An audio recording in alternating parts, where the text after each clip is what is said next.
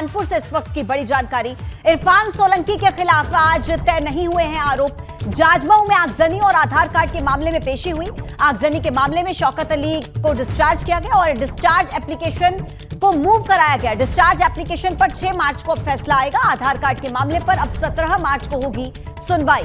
तो देखिए, discharge application पर अब 6 मार्च को और आधार कार्ड के मामले पर 17 मार्च को अब सुनवाई होगी। ये बड़ी खबर इस वक्त के आप तक पहुंचा रहे हैं, जहां शौकत अली की अर्जी के चलते तारीख बढ़ा दी गई है। इरफान सोलंकी के खिलाफ आज आरोप तय नहीं हो पाए।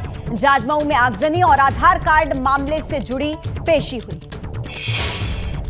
समाजवादी पार्टी के विधायक इरफान सोलंकी को आज कानपुर कोर्ट में पेश किया गया। इरफान सोलंकी के वकील गौरव दीक्षित हमारे साथ हैं, उनसे बात कर लेते हैं कोर्ट में आज क्या हुआ। आज किन किन मामलों में इरफान को पेश किया गया? आज इरफान सोलंकी और रिजवान सोलंकी की जो पेशी हुई है वो आगजनी वाले मामले में थी एडीजे 11 में, जहां पर जो को एक्यूज्ड शौकत अली हैं उनकी तरफ से डिस्चार्ज एप्लीकेशन मूव करी गई है। अभी उसको डिसाइड होना है, तो उसके लिए उसके डिस्पोजल की डेट 6 तारीख तय हुई, मतलब सोमवार की। इसके अलावा आधार कार्ड के मामले में इरफान सोलंकी की पेशी होनी थी। वो कोर्ट थी एसीएमएम 3, पर वहाँ पर भी को एक्यूज की तरफ से चूंकि डिस्चार्ज फाइल किया गया है, तो जब तक उसका डिस्पोजल नहीं होगा चार्ज फ्रेम नहीं हो सकता। किस सह आरोपी की तरफ से डिस्चार्ज लगाया गया? आज जो लगाया गया वो नूरी शौकत और अशरफ अली की तरफ से डिस्चार्ज एप्लीकेशन लगाई गई है। तो अब पहले वो डिसाइड होगी, उसके बाद ही चार्ज फ्रेम होगा। पहले केस में, आगजनी वाले केस में 6 तारीख को सुनवाई होगी और दूसरे में 14। जी हाँ, उसके बाद चार्ज फ्रेम की प्रोसीडिंग आगे बढ़ेगी। फिलहाल चार्ज फ्रेम की प्रोसीडिंग आगे नहीं, अभी नहीं बढ़ पाई है। किस तरीके से प्रक्रिया आगे आप लोग ले जाएंगे, क्योंकि गैंगस्टर भी लग गया, भूमाफिया भी घोषित कर दिया गया, संपत्ति का जब्तीकरण भी? नहीं, देखिए, भूमाफिया कोई लीगल टर्म नहीं है। गैंगस्टर को ही लोग अपनी आम भाषा में भूमाफिया कहने देखते हैं। भूमाफिया का कोई केवल लीगल टर्म नहीं है, वो अपने अपने का इस्तेमाल है। लेकिन जो गैंगस्टर है वही क्या बोलते हैं, अल्टीमेटली भूमाफिया उसको लोग इस्तेमाल कर लेते हैं। गैंगस्टर के अलावा और कुछ है क्या बोलते हैं, ऐसा नहीं है। किस तारीख में आप लोग रिवीजन की बात कर रहे हैं? देखिए, अभी क्या बोलते हैं, डिस्चार्ज जो हमारा डिस्चार्ज डिसाइड हुआ है उसमें हम रिवीजन फाइल करेंगे हाई कोर्ट में, और उसमें देखते हैं क्या होता है। इरफान सोलंकी के वकील गौरव दीक्षित अपनी बात को कहते हुए एक मामले में 6 मार्च और दूसरे में 17 मार्च की डेट पड़ी है। कानपुर से कैमरामैन पंकज निगम के साथ रतीश त्रिवेदी, एबीपी कानपुर। कोर्ट में आज नूरी शौकत, अशरफ और इशरत की तरफ से मैंने डिस्चार्ज की एप्लीकेशन डिटेल्ड मूव करके आर्गूमेंट के लिए टाइम मांगा है, जिसके लिए 17 मार्च दी गई है। और कुछ दूसरे एक्यूज की तरफ से डिस्चार्ज एप्लीकेशन पर बहस की गई है, उस पर भी अभी आदेश होना बाकी है, वो रिजर्व।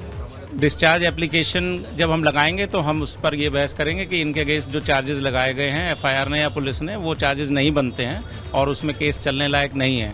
तो अगर इसको कोर्ट एक्सेप्ट करती है तो वो केस में सब लोग एक्यूज जो हैं वो डिस्चार्ज हो सकते हैं, और अगर ये खारिज होती है तो फिर आगे मुकदमा चलेगा। और बीच में एक्यूज के पास में एक राइट ये भी होता है कि अगर यहाँ से ये निरस्त करते हैं एप्लीकेशन तो उसको हम आगे सेशंस कोर्ट में चैलेंज कर सकते हैं।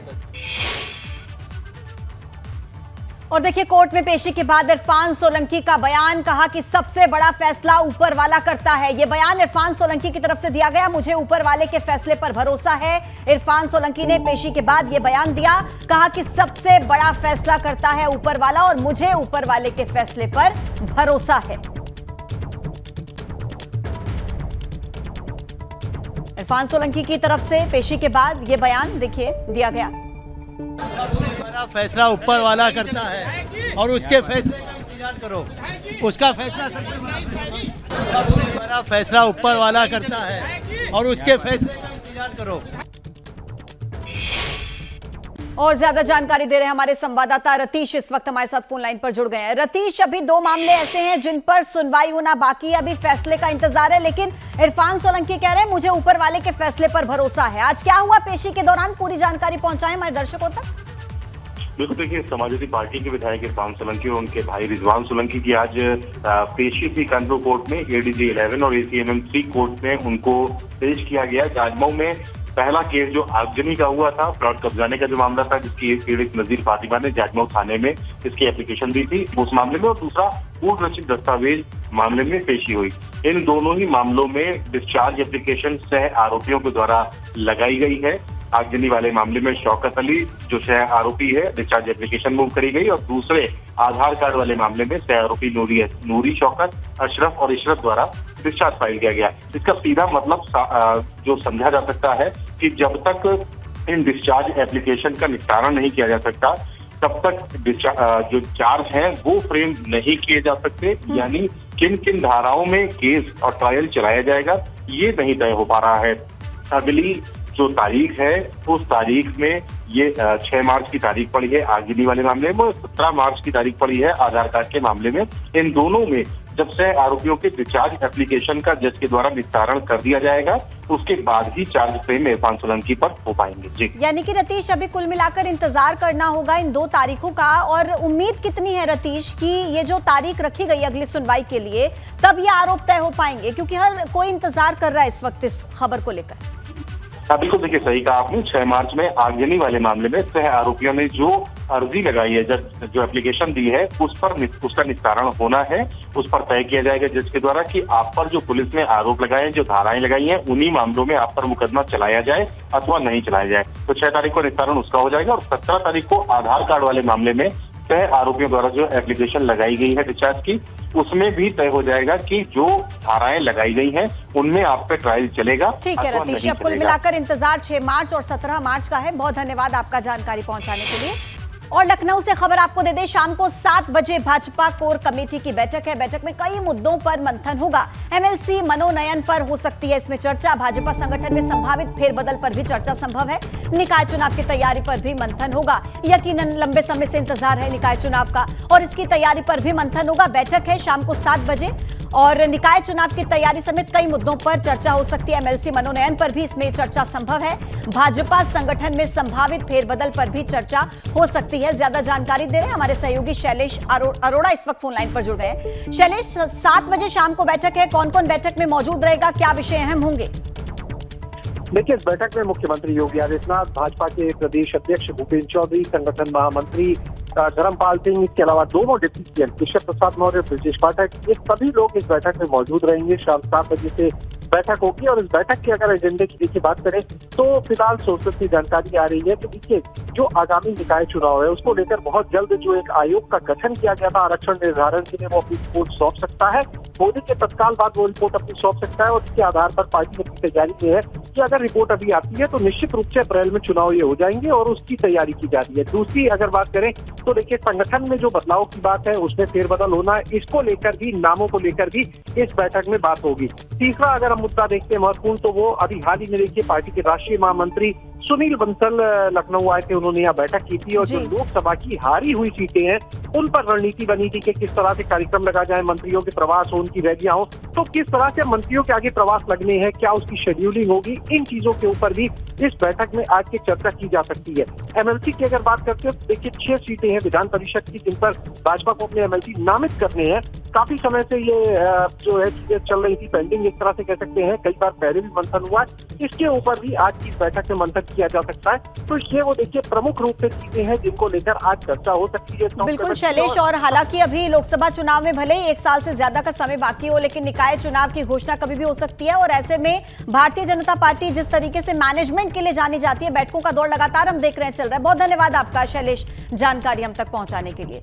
एक और बड़ी खबर आपको दे रहे हैं वाराणसी से, जहां चिता भस्म होली के बीच हुड़दंग करने वालों की पिटाई हुई है। पुलिस ने डमरू लिए एक युवक को पीटा। महाशमशान मणिकर्णिका घाट पर चिता भस्म होली खेली जा रही है और वहां पर हुड़दंग मचाने वालों पर देखिए ये खाकी का अटैक हुआ है और पिटाई की एक युवक की तस्वीरें आपको दिखा रहे हैं। ये व्यक्ति जो हाथ में डमरू लिए था और वहां पर हुड़दंग मचाता जब पुलिस को नजर आया तो उसके बाद देखिए इस तरीके से यहाँ पर पिटाई की गई। वाराणसी की ये तस्वीरें हैं जहां से होली की बेहद खूबसूरत तस्वीरें भी सामने आई, लेकिन उस बीच ये हुड़दंग मचाने वाले युवकों पर देखिए खाकी वर्दी अब एक्शन मोड में जरूर नजर आ रही है। एक्सक्लूसिव तस्वीरें बीपी गंगा आपको दिखा रहा है। चिता भस्म होली के बीच ये युवक जो हुड़दंग वहां पर काट रहा था, हाथ में डमरू लिया। आप देखिए ये तस्वीर आप देखकर समझ सकते हैं कि किस तरीके से ये युवक यहाँ पर परेशानी क्रिएट करने की कोशिश कर रहा था। और ज्यादा जानकारी दे रहे हैं हमारे संवाददाता संतोष, इस वक्त फोन लाइन पर जुड़ गए। संतोष, तस्वीरें भी बयां करें, युवक कुछ हुड़दंग मचाता नजर आ रहा है, क्या हुआ यहाँ पर घटनास्थल पर? पूजा, हम अपने दर्शकों को बताना चाहेंगे कि होली का शुरुआत हो चुका है। मसाने की होली बेहद उत्साहपूर्ण तरीके से हजारों की संख्या में लोग जुटकर मनाते हैं। चिता भस्म की होली बेहद उत्साह करता है लोगों को। ऐसे में यह युवक डमरू वाला युवक है जो पुलिस कर्मियों पर कुछ रंग या अबीर गुलाल डाल रहा था, ऐसा लोगों ने बताया, जिसके बाद पुलिस कर्मियों की तरफ से उसे ऐसा करने से मना किया गया और हुड़दंग मचाने से मना किया गया, जिस पर वो कुछ आपत्तिजनक बात किया, जिसके बाद पुलिस वालों ने और भी समझाने का प्रयास किया, लेकिन जब वो नहीं माना और पुलिस कर्मियों से उलझने लगा तो पुलिस कर्मियों ने उसे पहले तो बलपूर्वक हटाने की कोशिश की, लेकिन जैसा लोगों ने बताया उसके बाद वो पुलिस से कुछ ज्यादा ही बदतमीजी पर उतर गया, जिसके बाद पुलिस कर्मियों ने थोड़ा बल प्रयोग करके उसे वहां से हटाना चाहा। वीडियो में आप देख सकते हैं कि वो डमरू नहीं छोड़ रहा है पुलिस कर्मियों से, उस वीडियो में भी वो कुछ हाथापाई टाइप का करता हुआ दिख रहा है। ऐसे में ये समझ में आता है कि शायद वो कुछ नशा किया हुआ युवक भी हो सकता है। जी, और संतोष, बिल्कुल ये तस्वीरें हजारों की संख्या में लोग यहाँ पर नजर आ रहे हैं। लोगों को भी ये समझना चाहिए, होली का त्योहार है, प्रेम से आप इसे मनाइए, लोगों के लिए परेशानी मत बनिए। बहुत धन्यवाद आपका संतोष जानकारी पहुंचाने के लिए। तो देखिए आपने ये तस्वीरें एक्सक्लूसिव, जहां खाकी वर्दी देखिए अब एक्शन मोड में है, क्योंकि होली के वक्त ऐसे कई युवा नजर आते हैं जो हुड़दंग मचाते हैं, लोगों के लिए परेशानी बनते हैं, और इन्हीं लोगों पर अब पुलिस सख्ती बरतती हुई नजर आ रही है। एक और बड़ी खबर मऊ से, जहांगीराबाद में अंसारी एंड फैमिली के खिलाफ एक्शन हुआ है। अवैध बिल्डिंग को ध्वस्त कर दिया गया। आज दोबारा से शुरू हुआ था बिल्डिंग को गिराने का काम, और कल रात को रोकी गई थी बिल्डिंग गिराने की कार्रवाई। मुख्तार और उसके बेटों पर बिल्डिंग कब्जाने का आरोप है। अवैध बिल्डिंग को ध्वस्त कर दिया गया। आज फिर से ये काम शुरू हुआ था, कल रात को रोका गया था, लेकिन आज देखिए इस अवैध बिल्डिंग को पूरी तरह से ध्वस्त कर दिया गया। जहांगीराबाद में अंसारी एंड फैमिली के खिलाफ ये एक्शन हुआ है। एक्सक्लूसिव तस्वीर एबीपी गंगा के पास हम आपको दिखा रहे हैं। सबसे पहले ये तस्वीर जहांगीराबाद में, जहां अंसारी एंड फैमिली के खिलाफ देखिए ये एक्शन हुआ है, और अवैध संपत्ति पर प्रशासन का पीला पंजा चला। तस्वीरें आपके सामने हैं, किस तरीके से ये इमारत मलबे के ढेर में तब्दील हुई, वो तस्वीरें आप देखिए एबीपी गंगा पर। और आगे तस्वीरें अमेठी से हैं। अचानक से चलती कार आग का गोला बन गई। वक्त रहते कार सवार सभी लोग हालांकि बाहर निकल गए, और देखते ही देखते पूरी कार जलकर राख हो गई। सूचना पाकर मौके पर पहुंची फायर ब्रिगेड की टीम, और कार में लगी आग पर किसी तरह से काबू पाया। ये तस्वीर देखिए, अचानक से ये चलती कार किस तरीके से आग के गोले में तब्दील हो गई, और आग की लपटें ऊंची ऊंची उठती हुई आप इस तस्वीर में देखिए। फायर ब्रिगेड की गाड़ी मौके पर पहुंची और आग पर काबू पाया गया। कार सवार सभी लोग सुरक्षित हैं, उन्हें समय रहते बाहर निकाल लिया गया। ये गनीमत रही कि किसी तरीके के कोई जान का नुकसान यहाँ पर नहीं हुआ, लेकिन ये जो तस्वीरें आप देख रहे हैं ये परेशान कर देती हैं, क्योंकि चलती कार अचानक से देखिए कैसे आग का गोला बन गई, किस तरीके से इसमें आग लगी। दो तस्वीरें हम आपको दिखा रहे हैं, अमेठी की ही है तस्वीरें। एक तस्वीर में आप देखिए कि ये कार जो अचानक से इसमें आग लगती है और आग की ऊंची ऊंची लपटें उठती हुई इसमें नजर आ रही है। दूसरी तस्वीर में देखिए फायर ब्रिगेड की टीम जब मौके पर पहुंची तो कोशिश की गई आग पर काबू पाने की, और मशक्कत के बाद देखिए आग पर काबू पाया गया। हालांकि कार में जितने भी लोग सवार थे वो सब सुरक्षित हैं, उन्हें बाहर निकाल लिया गया। समय रहते उनकी जान बच पाई, लेकिन कोई बड़ी दुर्घटना यहाँ पर जरूर हो सकती थी। एक्सक्लूसिव तस्वीर एबीपी गंगा के पास अमेठी की तस्वीर है। अचानक से चलती कार में किस तरह से आग लगी, एक तस्वीर वो आप देख रहे हैं, और दूसरी तस्वीर फायर ब्रिगेड ने किस तरीके से आग पर काबू पाया, वो भी इस तस्वीर में आप देखिए। बलिया के मालदेपुर मोड़ पर युवा चेतना के प्रमुख रोहित कुमार सिंह ने हजारों जरूरतमंद लोगों को च्यवनप्राश का वितरण किया। रोहित सिंह का कहना है कि वो कश्मीर से लेकर कन्याकुमारी तक वंचित वर्ग की सेवा में लगे हुए हैं। उनका यह भी कहना है कि जीवन का आखिरी लक्ष्य सेवा ही है। प्रधानमंत्री नरेंद्र मोदी की तारीफ करते हुए रोहित कुमार सिंह ने कहा कि प्रधानमंत्री नरेंद्र मोदी के जीवन से सेवा का भाव बढ़ जाता है। 2024 में एक बार फिर से मोदी ही प्रधानमंत्री बनेंगे। रोहित ने समाज के सक्षम लोगों से निर्बल और वंचित वर्ग के सहयोग के लिए आगे आने की अपील भी की।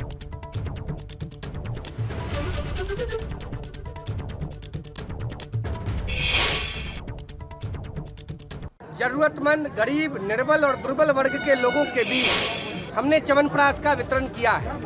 हम कश्मीर से कन्याकुमारी जो वंचित वर्ग के लोग हैं उनको समाज के मुख्य धारा से जोड़ने का प्रयास कर रहे हैं। प्रधानमंत्री नरेंद्र मोदी जी के क्रियाकलापों को देखकर सेवा का भाव मन में और बढ़ जाता है। हम समाज के सबल वर्ग के लोगों से अपील करते हैं, आगे आइए और देश में जो कमजोर लोग हैं उनको समृद्ध करने के लिए, उनको आगे बढ़ाने के लिए और मिलकर भारत माता के वैभव को शिखर पर ले जाने के लिए आइए मिलकर काम करें।